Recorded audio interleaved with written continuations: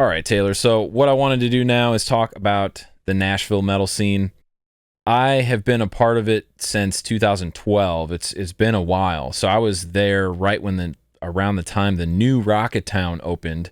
And so a lot of shows went on there, not only in like the big room, or they had this is like right when they bought the white building at Rocketown. And anybody in Nashville knows what I'm talking about. The medium-sized shows were at the white building, and then the huge shows were at the main room in the big building, and then they had a little small building that they would do like punk shows at.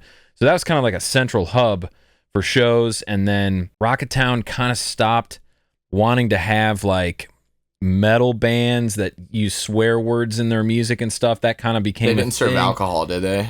I don't believe that they did. Yeah. I think if they ever did at an event, they'd hire in another company to come in, because Rocketown is a Christian organization. I think Michael W. Smith was involved in it, or he's probably still on the board. But there was this whole like falling out thing that happened at Rocketown with some of the people that worked there. Their political beliefs were contrary to that of Rocketown, so they were let go from their job, and it was this whole thing.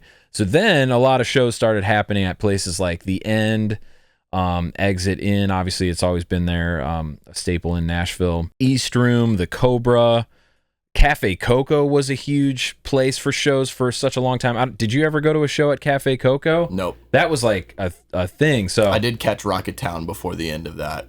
Oh, okay. Yeah, Rocketown. I don't know which one it was. I mean, it was like this kind of separate building. It was white. The white building, yeah. Was that it? Yeah, Okay. that's where a lot of... So they could kind of like, okay, you guys want to do your metal thing, we'll put you over there in the white building. It's kind of lame, like no swearing. It's a little bit puritanical.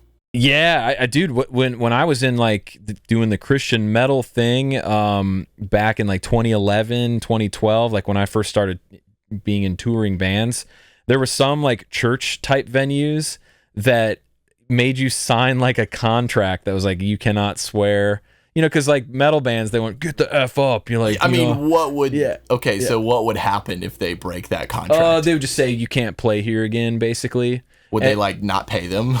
They might have even had that in the contract. I remember funny. Whitechapel and maybe even Suicide Silence. There were these huge beefs with certain venues in the Midwest. You booked a band called Suicide Silence. Yeah, Are exactly. you kidding me? Yep. Whitechapel, I mean, I guess it's a little more indirect, but Yeah. That's about Jack the Ripper. As a Christian person today, I look at it as, there's kids out there that are going to go see these bands anyway, and they're going to seek that stuff out. You have the opportunity to host a band like that. How about you just be a warm, welcoming person that is available to the kids and the bands, and you treat the bands better than anybody else has? Because touring at this level with this style of music, you're treated like a freaking dog a lot of the time. A lot of the places that you go, not always, but back in the day, man, I mean, we were just lucky to sleep at somebody's house. But anyway, that's kind of a short and sweet of the Nashville scene. Of course, you can't forget about that 70s house. A lot of shows. That yeah, that was so fun. And I'm Zan, if you're watching this, we got to get you on this to talk about that. Zan was one of the guys that I know him. I was just hanging out with him briefly at the Dying Fetus show. Was he? He was definitely at that show. Yeah, I can't remember if it was that show I was hanging out with him at, but it might have been that one. Yeah, I've known Zan for since like 2012 or 2013. He was like a Belmont student, and he played in my post-rock band way back in the day. I was like, I need. Oh yeah, that was us. We were hanging, but you and I were hanging out with Zan. Yeah, I was just like at the bowling there alley. were so many shows in May. I'm just kind of getting them all like mixed up together. Yeah. There's like I have another video on my YouTube channel where we talk about all the different shows that have been coming to town. It's a lot of metal has come through. Quite a lot. We got more coming. So all that to say, what are some positive? Let's just scratch the surface. What are some positive aspects that you've seen in the Nashville metal scene, and what are some negative things that you've picked up on? Starting with the positive, the best thing about Nashville overall is the abundance of resources for musicians, the abundance of musicians themselves, and the quality of musicians that you find. You cannot sneeze without one of your boogers landing on a pretty good guitarist, It's like they're everywhere. There's studios everywhere. I mean, when I first moved here, anytime I told, like half the time when I told somebody I was a musician, they're like, "Oh, dude, I'm a producer. Like, I'm looking for people to record. Like, come over to my place and I'll show you my studio." I just love that this place is so music focused, and that's amazing. The tough thing about that is it's competitive. There's a lot of bands. There's too much music, man. There's so much music. It's like, hey, come to my show, and if you've played like more than twice in a month, it's like, dude, don't expect anybody to come to show up. Yeah, you know, you've already played twice, bro. When you play, like when you go out and play smaller towns, like when we went and played Birmingham. Birmingham's not that small. It's like a medium-sized city. It's a pretty good scene down there too. It is a decent scene, but they're far more deprived of music than we are here. We're so spoiled. People get stoked, right? Well, that's one of the things I've noticed. Like, dude, look at the pit when like Kubla Khan came to town and when Knocked Loose came to town, and then compare it to the other shows on the tour. Yes, dude. There's no comparison. Nashville is like a sleep. Yeah. We're just like, oh man, I got work in the morning. But there's people losing their freaking mind. I would have mixed this differently. Yeah, it's a lot of arms crossed, like hipsters, or I don't know what it is, man. But yeah, everybody knows what's going on already.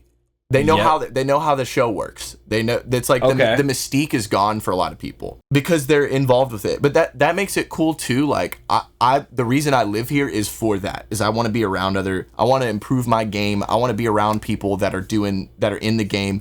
Living, you know, growing up in Raleigh, it was really difficult to find people that wanted to play this really niche music. Yeah. You know, that has such specific requirements for it in terms of gear, in terms of playing style, in terms of like a lot of stuff. But coming here, it was easier to find that, even though it's still, it's like, I mean, Nashville's mostly country and whatever. A lot of these country guys are hardcore dudes, you know? Like they grew up playing metalcore or hardcore or whatever. But they're trying to make a living playing country. So they're on Broadway. Yeah. You know, playing country covers. Yeah, I guess I never thought of like what you said, like where it's like, oh, I guess everyone in the crowd is already playing music and this is their special night to go see Knocked Loose, kick some ass, and they don't want to get their teeth knocked out while they're there, you know? Well, when I started doing Dissonation, my pit involvement went down because I have to protect my instrument, which is my body, essentially. Yeah. You know, if I mess up, if I got a tooth knocked out, it might change the way my vocals sound. Who knows? Like, oh, bro, yeah, I'm getting old. I'm having weird body problems. I got a wrist problem right now, and it's just like I'm in retirement, y'all. Like, I'm not gonna get in the pit and swing. Yeah. If I did, it would be because I'm ready to die, like, or something like that. And then I kind of get in and out. Then you'd see some Braveheart scenes in there. But no, man, I was appalled actually when Knocked Loose played because like no one was getting into it. And then there was like a fight that broke out, like some people got butt hurt. It's still a Knocked Loose show. Let's be real. It still went off. It was still like, but they're not. The pit was still crazy. Yeah. It was still Knocked Loose. Every time I see them, it's crazy. No matter what. I saw them play at Grimey's. I did too. I was at the show, were at that? Dude. Yeah, I was there. Dude, that was crazy. That was wild. Yeah, somebody was like trying to like pit a little bit in between like the stacks of records. There was kind of a pit, and there was like, people stage diving and stuff. Yeah, they were like just popping off around that time. You can't not mosh to Knocked Loose. It's gonna happen. Comparing the crowd from Nashville to a lot of these other places, I mean, these other places, people are like have pent up energy that they are ready to just explode and just kick somebody. I saw a Kubla Khan video recently where there's literally 3 pits going on at the same time, and they're like coalescing into each other like a spiral galaxy. I was like, what? It's just harder to impress people here. Yeah, I think that makes people better though. That makes people like more on their game. Yeah. There's a little bit of an oversaturation, and it's so hard. Even if you have clout, like it's hard to book a show. Yeah. Just to like pierce through the thousands of emails that these venues get about show inquiries. Well, there's think about like there's professional musicians of all types that want to play at, for example, even a place like Dark Matter.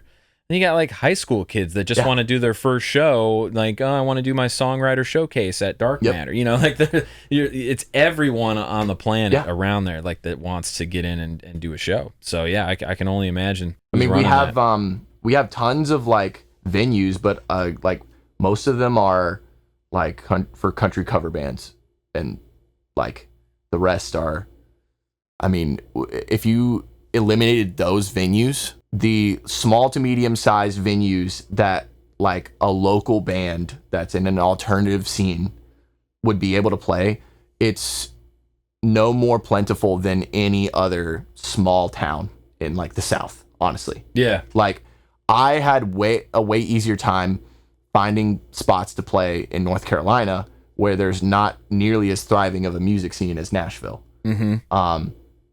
Just because I guess there was less competition, but also just because it was just the venues are easier to get in touch with. Like you could just hit them up and they respond. Yeah, no, it's amazing. Like, yeah, there's just so much music here, and there's people moving here every day. You know, and there always will be. We just need more small venues. We need more small to medium-sized venues. More places like the End. More places like Eastside Bowl has been really cool. Eastside Bowl rules. I love that spot. That Dying Fetus show was unreal. Our first show was at Eastside Bowl. Ugh, the stage is big. It reminds me of like a stage I went to in like my hometown when I was a kid, because it's like higher up, and there's a ring around the top where you can go up there, and there's a balcony you can go and stand up there and watch everything. And there's plenty of places to chill. Like if you need a Eastside Bowl might be my favorite. I think it's my favorite. Like the End for me is always going to be king, just because there's such a staple spot, even though the stage is far too small. The backline 4 bands, and it's, you know, it's a grody like DIY venue. I mean, that's just what it is. It's a hole in the wall. It's a hepatitis breeding ground. Yeah, it is 100% potentially. But it's just got so much character in it, and it astounds me how often they have these big touring acts come through and just pack the room. Like, it's super fun, man. It's fun to see a packed out show there. It is.